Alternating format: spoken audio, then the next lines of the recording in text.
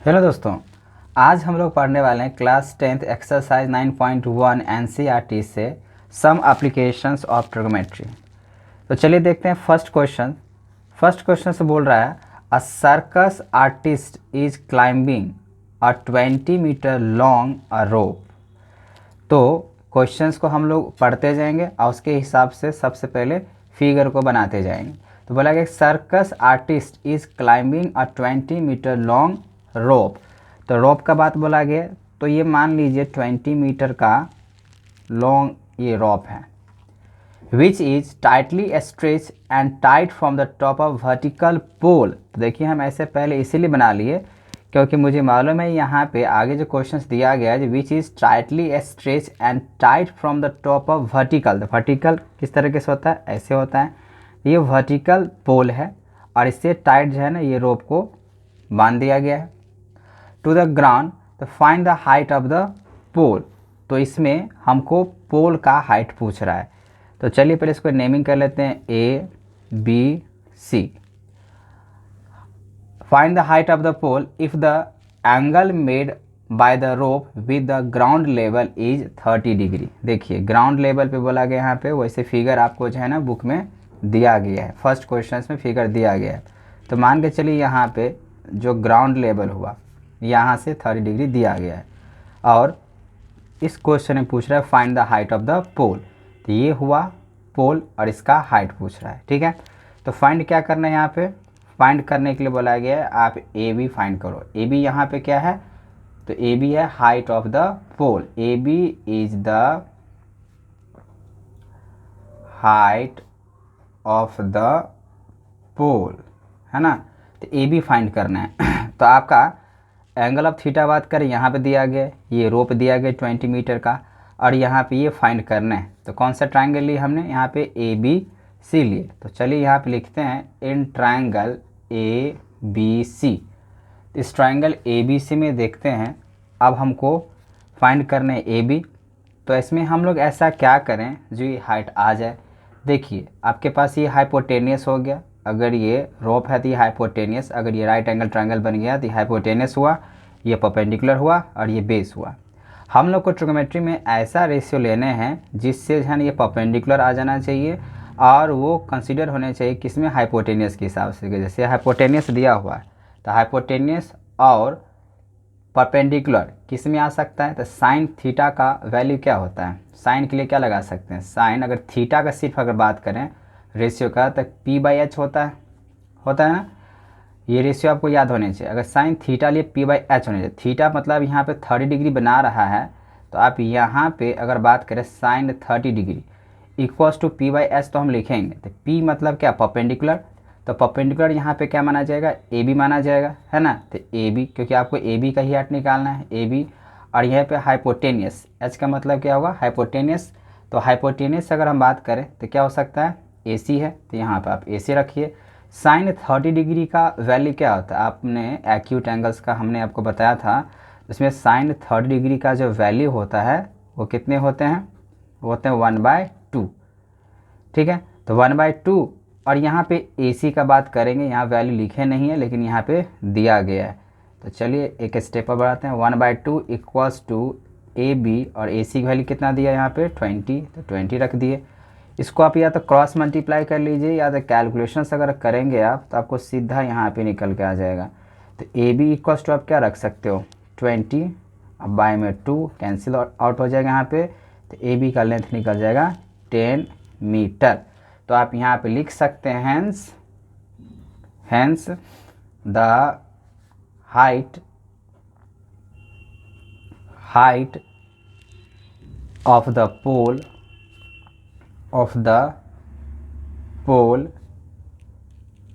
B 10 metre. ये हुआ 9.1 का फर्स्ट क्वेश्चन का सॉल्यूशंस, ठीक है। चलिए अब हम आते हैं क्वेश्चन नंबर 2 पे। क्वेश्चन नंबर 2 यहाँ पे आपको हम फिगर बना के बताते हैं कि किससे होना चाहिए। तो क्वेश्चन नंबर 2, ठीक है। तो क्वेश्चन नंबर 2 में अगर बात करें तो क्या बोला गया यहाँ पे, a tree breaks due to a storm and the broken part bends so that the top of the tree touch the ground, making an angle 30 degree with it. The distance between the foot of the tree to the point where the top touch the ground is 8 meter. Find the height of the tree. तो आप questions पढ़ लीजिएगा। Question number second का हम बात करें, एक tree है जो कि टूट गया है। तो मान के चलिए एक यहाँ ये ट्री है, ठीक है।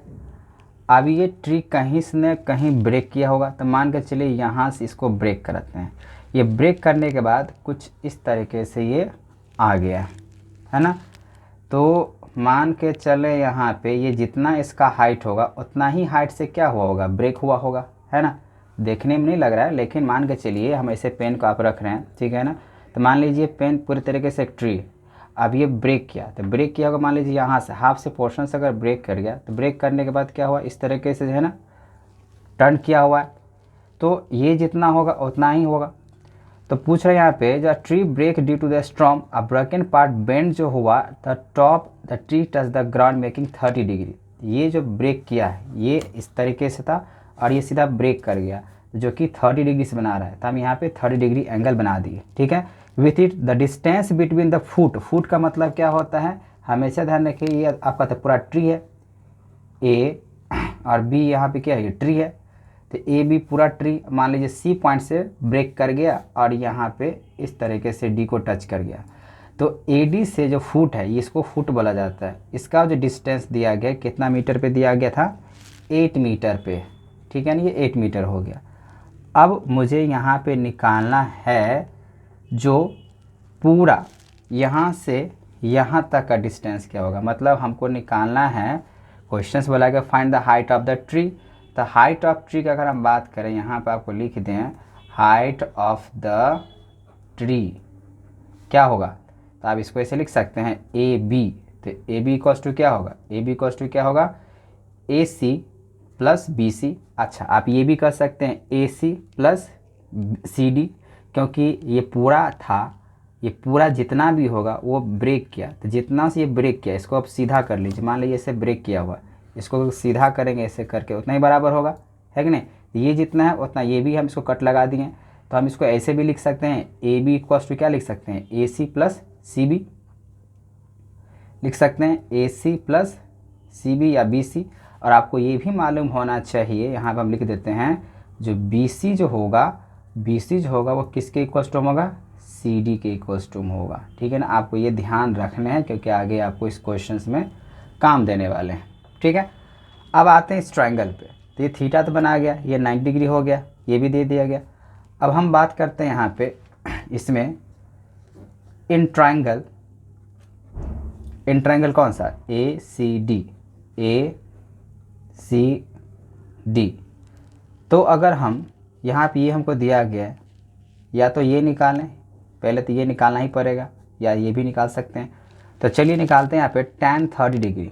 तो tan 30 डिग्री, तो tan 30, तो tan के लिए फॉर्मूला क्या होता है, p बाय बी। tan के लिए क्या होता है रेशियो, p बाय बी। तो p बाय बी, तो p का मतलब परपेंडिकुलर हुआ, आपको मालूम होना चाहिए। यहाँ पर हम लिख देते हैं tan थीटा जो होता है वो p बाय बी होता है ना। तो अगर p बाय बी होता है तो इसमें p क्या होगा, क्योंकि थीटा यहाँ पे, अगर थीटा यहाँ पे तो बेस ये बनेगा, परपेंडिकुलर ये बनेगा, है ना।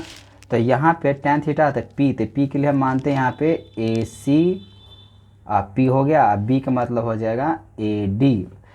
tan 30 डिग्री की वैल्यू कितने होते हैं, 1/√3, ठीक है।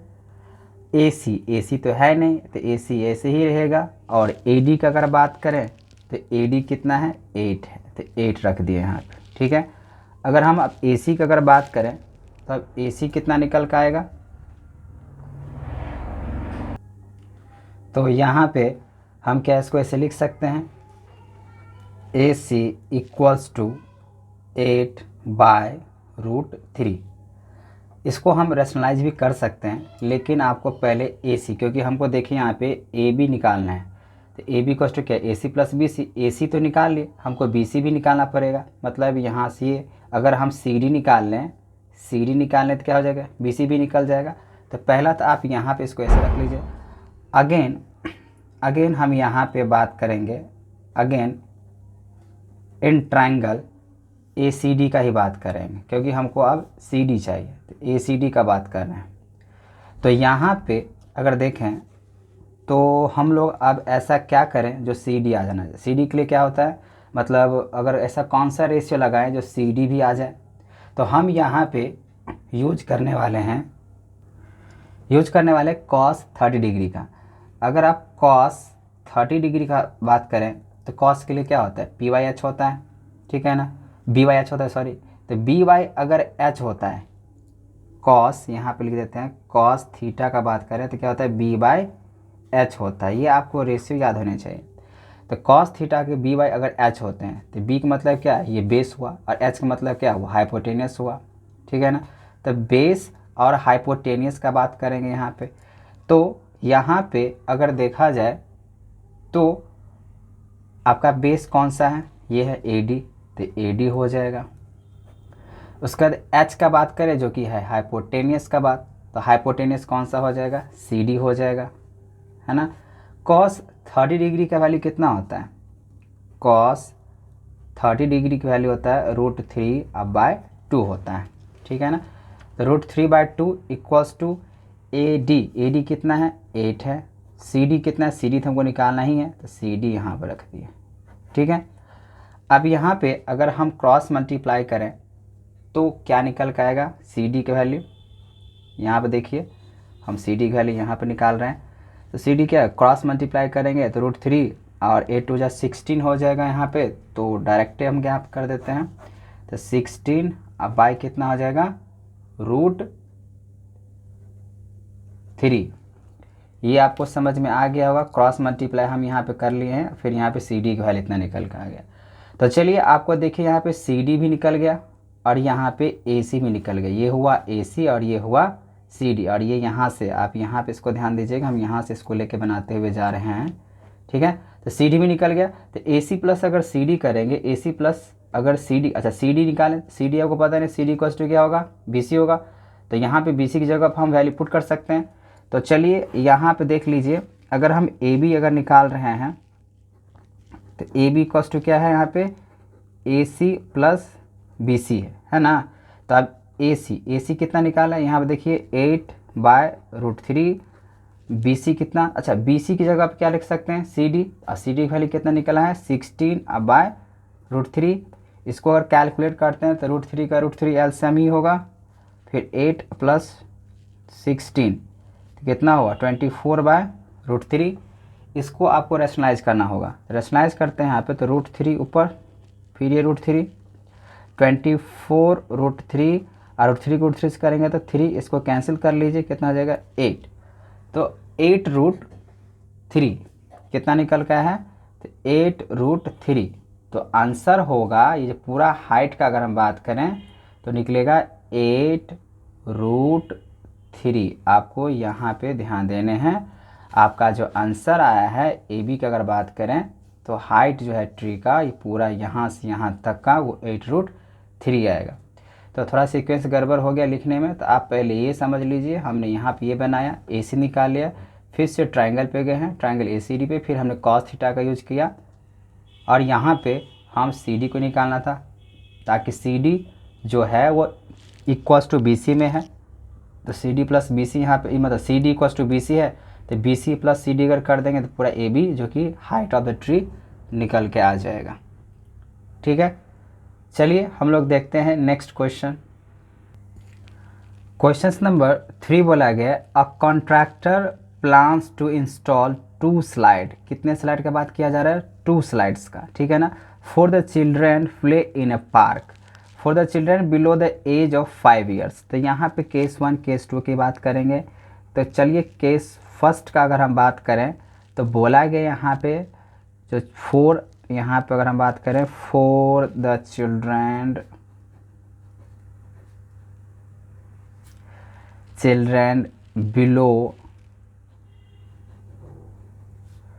Below the age of 5 years, तो 5 साल से कम के लिए केस।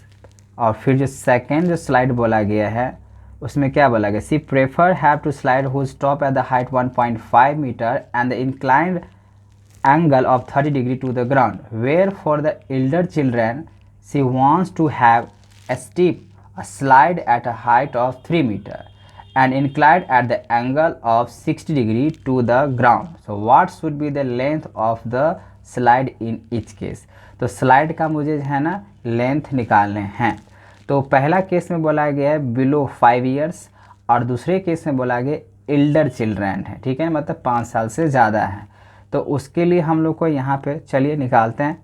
तो फर्स्ट केस में अगर हम बात करें तो चलिए इसके फिगर बनाते हैं। स्लाइड कैसा होता है, इस तरीके से हो सकता है, स्लाइडिंग कर सकता है।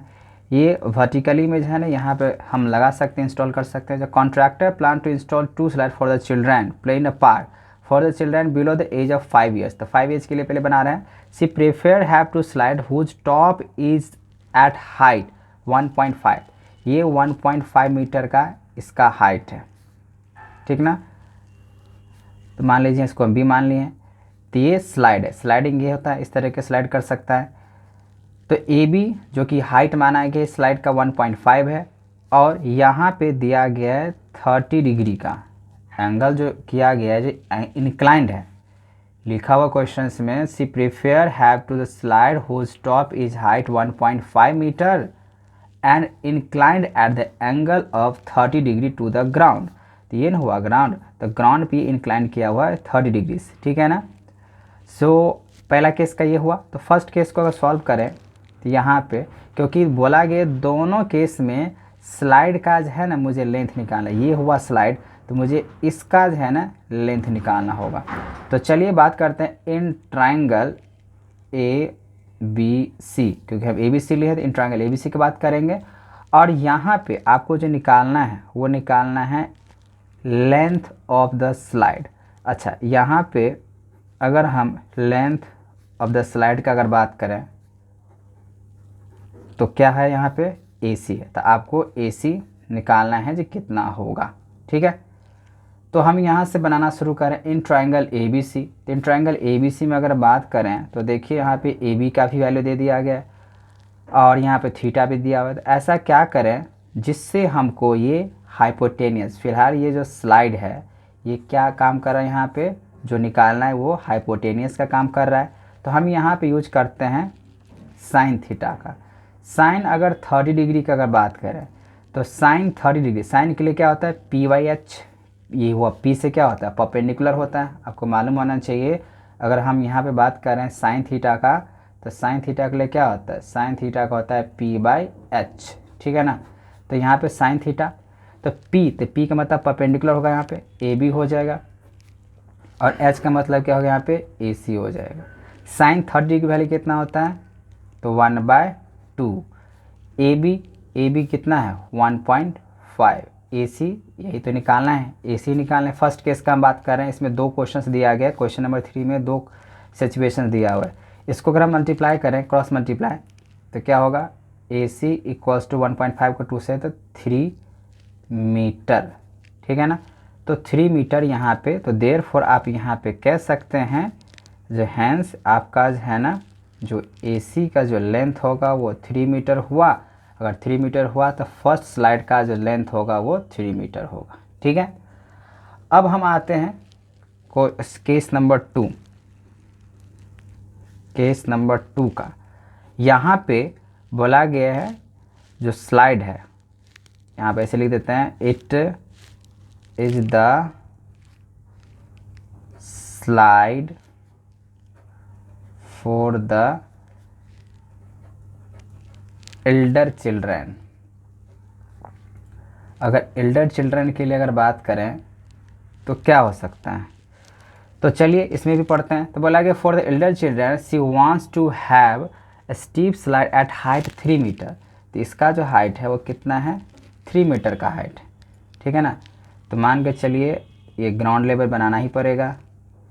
तो AB इसका जो हाइट है वो 3 मीटर है ना। और इंक्लाइन जो किया हुआ है ये इंक्लाइन जो है स्लाइड वो 30 डिग्री पे नहीं 60 डिग्री पे, ये 60 डिग्री पे इंक्लाइन किया हुआ है केस 2 में। तो फाइंड द स्लाइड मतलब यही मुझे निकालना, ये हुआ आपका स्लाइड है ना। तो ये निकालना है, फिर से वही बात यहाँ पे हम लोग करने पड़ेंगे, मुझे BC निकालना है। हम लोग को जो निकालना है वो क्या निकालना है, BC। तो बात करते हैं इन ट्राइंगल ACB का। तो अगर ACB का अगर बात करें तो क्या हो सकता है,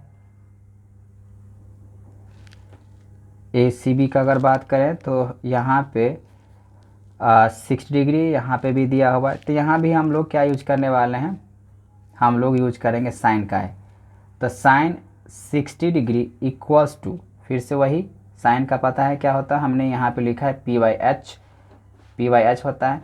तो P/H तो होता है, तो P क्या होगा यहाँ पे AB होगा, और H क्या होगा यहाँ पे BC। दोनों में केस में सेम सिचुएशंस लगेगा। साइन 60 डिग्री की अगर बात करें तो वैल्यू कितना होता है, साइन 60 का वैल्यू होता है √3/2। तो √3/2 इक्वल्स टू AB कितना यहाँ पे है 3 दिया गया। BC तो निकालना ही है, तो BC हो गया। इसमें अगर हम क्रॉस मल्टीप्लाई करें तो कितना निकल के आ जाएगा, तो आप BC इक्वल्स टू लिख सकते हैं यहाँ पे क्रॉस मल्टीप्लाई 3 इंटू यहाँ पे 2 होगा और √3 नीचे आएगा, है ना। लेकिन आपको यहाँ पे रेशनलाइज करना पड़ेगा, तभी आपका आंसर आ सकता है। तो रेशनलाइज अगर करें 3 2 जा 6 यहाँ पे हो गया, तो 6/√3 इंटू √3 6 को √3 से मल्टीप्लाई करेंगे तो कितना हो जाएगा 6√3, और √3 से करेंगे तो 3, इसको इससे कैंसिल कर लिया 2, तो कितना निकल कर आ जाएगा 2√3 मीटर। तो यहाँ पे निकल के आ गया जो 2√3 अगर बात करें तो सेकेंड सिचुएशंस का। तो फर्स्ट सिचुएशन के यहाँ पे हो गया, सेकेंड सिचुएशंस का ये हो गया, ठीक है।